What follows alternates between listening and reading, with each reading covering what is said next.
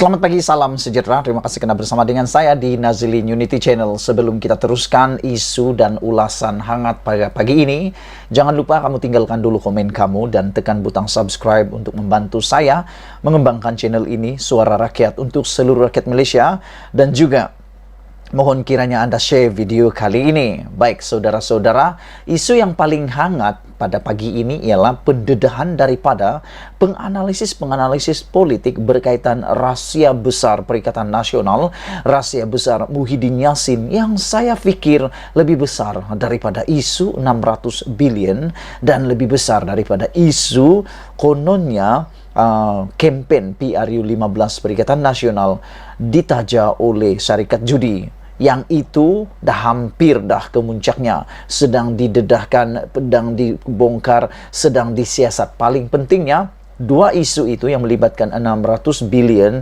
yang saya fikir memang terlalu banyak untuk kita fikirkan, sampai minda saya pun tak mampu memikirkan berapa banyak 600 bilion itu sedang disiasat oleh SPRM. Bahkan SPRM semalam juga telah memberitahu bahwa mereka menunggu bukti-bukti daripada perkara tersebut. Di samping itu, pendedahan daripada Tengku Zafrul juga mengejutkan kita apabila beliau berkata tiada yang perlu disembunyikan dan beliau akan beri kerjasama sepenuhnya berkaitan dengan pendedahan 600 bilion tersebut. Dan isu tentang pendanaan politik daripada syarikat judi yang juga didedahkan sebelum ini hampir ke kemuncaknya apabila laporan demi laporan polis dibuat, dan yang lebih penting lagi polis sedang menyiasat perkara tersebut dan juga SPRM. Kita harapkan bukti nyata ada, dan kalau yang benar dapat kebenaran, yang salah dapat hukuman. Paling penting kita harap dapat membersihkan nama orang yang difitnah kalau itu fitnah. Tapi kalau itu betul, kita harap mereka akan dihukum pula sewajarnya. Tapi pagi ini yang lebih hangat daripada isu tadi yang seperti yang saya katakan tadi, 600 bilion dan juga pendanaan politik itu, ialah apabila penganalisis mengatakan Muhyiddin sebenarnya menjadi penghalang kerjasama BNPN, kata penganalisis. Wow, rupa-rupanya Muhyiddin ini bukan calang-calang orangnya, mampu menghalang kerjasama Barisan Nasional PN. Saya pikir kalau PN dan BN bekerja sama baru-baru ini, sudah pasti mereka sudah lama membentuk kerajaan.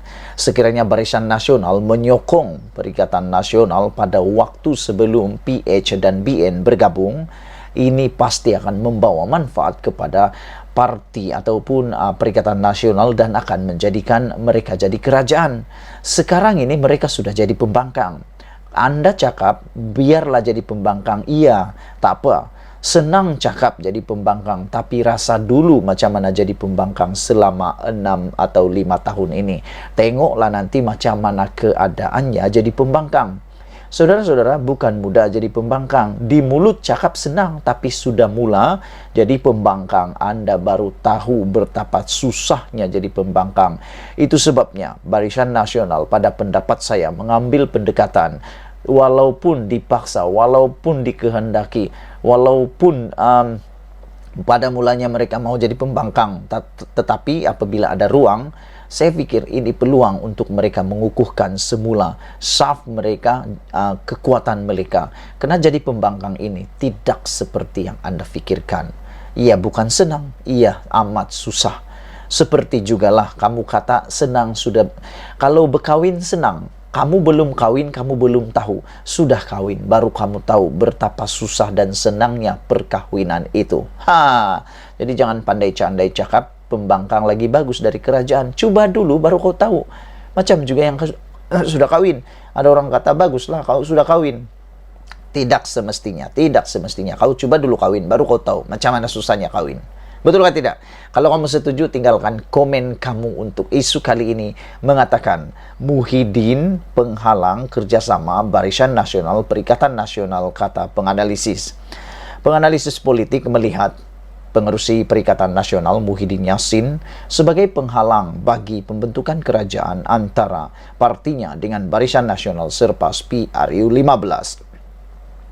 Awang Azman Awangpawi dari Universiti Malaya berkata, ini disebabkan Muhyiddin telah menunjukkan kehilangan hormat kepada institusi presiden dan hierarki Barisan Nasional UMNO dengan mengumumkan pembentukan kerajaan baru selepas PRU 15, walaupun belum ada rundingan dalam gabungan itu. Pengurusi Barisan Nasional Ahmad Zahid Hamidi pernah menyuarakan kesediaan parti untuk membelakangkan persengketaan dan menjalin kerjasama dengan mana-mana bahagian dalam gabungan dalam membentuk kerajaan sesudah PRU 15 pada malam itu, yaitu pada malam pengumuman keputusan PRU 15. Tawaran Zahid tidak disambut Muhyiddin, walaupun itu peluang terbaik untuk menunjukkan besar hatinya dalam menerima UMNO. Seluruhnya sebagai rakan politik, katanya kepada FMT. Beliau berkata, keengganan ahli parlimen Pagoh itu menjunjung titah agung membentuk kerajaan perpaduan jelas bertentangan dengan nilai asas UMNO yang mendukung prinsip kesetiaan kepada raja dan negara.